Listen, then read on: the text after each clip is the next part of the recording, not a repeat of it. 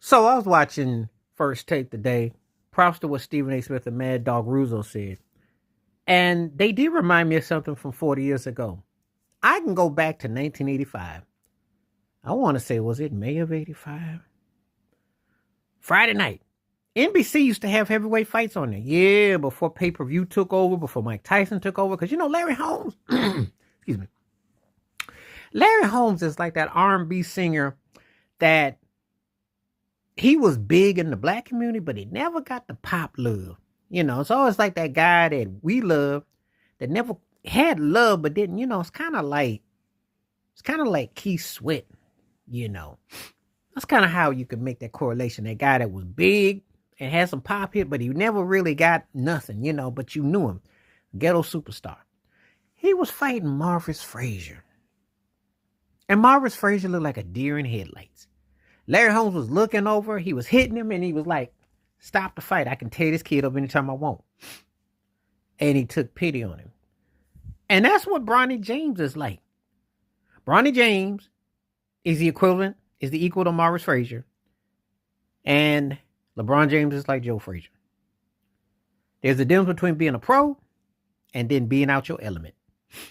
That was a great part by Stephen A. saying that. There really is nothing else to say. I saw Bronny James with that dunk in the G League the other night, and they ooh.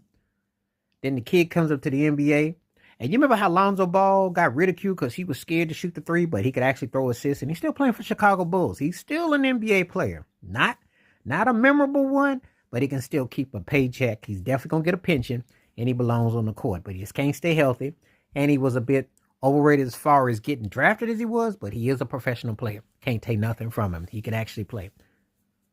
But then when you look at Bronny James, you're starting to go into that Kobe Carl. Remember George Carl's son? Yeah, you don't.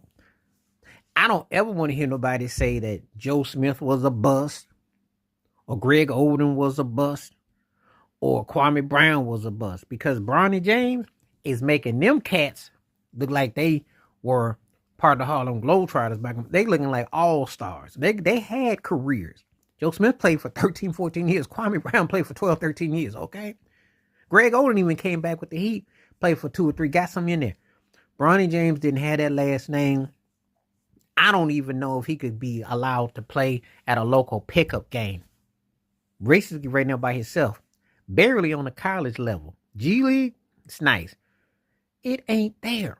It ain't there. LeBron be grandstanding about, yeah, my son could be CEO of my enterprise, but he wants to pursue his dream. Put prayers and thoughts by Bron.